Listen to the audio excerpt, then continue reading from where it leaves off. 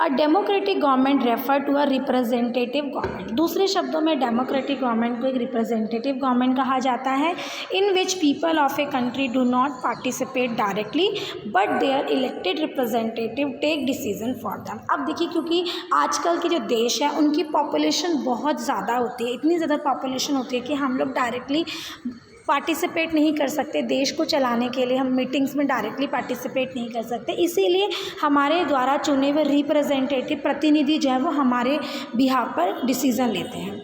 The party that wins the majority of seats in the legislature form the majority government.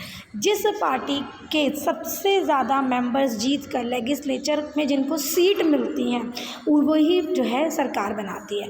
But at times one single party does not get a clear majority. लेकिन आजकल का समय ऐसा है कि किसी भी एक पार्टी को क्लियर मेजॉरिटी नहीं मिल पाती।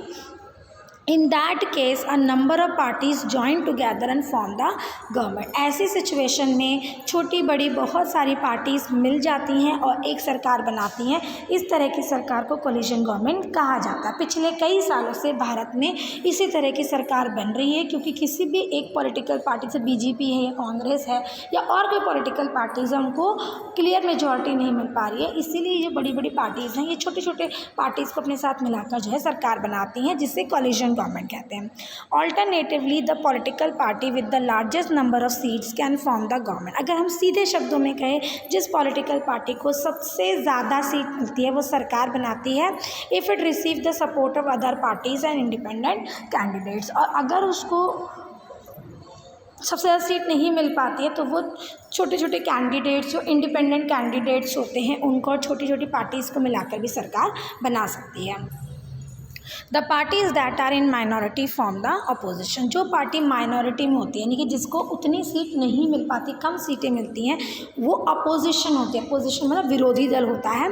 The opposition has an important role to play, और उसका भी एक बहुत इंपॉर्टेंट रोल होता है डेमोक्रेसी में। Both the government and the opposition are meant to cooperate and work together for the welfare of the people.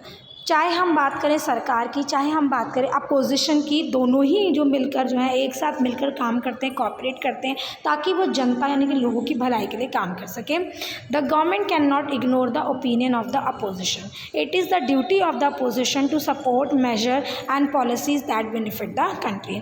जो सरकार है वो अपोजिशन की जो धारणाएँ हैं, ओपिनियन है, उनका विरोध नहीं कर सकती, उनको इग्नोर नहीं कर सकती। और साथ ही ये ड्यूटी है अपोजिशन की, ये अपोजिशन की ड्यूटी है कि वो लोगों के बेनिफिट के लिए, देश के बेनिफिट के लिए सरकार के साथ मिलकर काम करे, उनकी अच्छी पॉलिसीज़ को जो है आगे बढ़ाए, उनको एनकरेज करे, सपोर्ट करे। और जहाँ पर सरकार कुछ गलत करती है या कुछ गलत निर्णय लेती है, कुछ गलत डिसीज़न लेती है, तो वहाँ पे सरकार को ऐसा करने से रोके।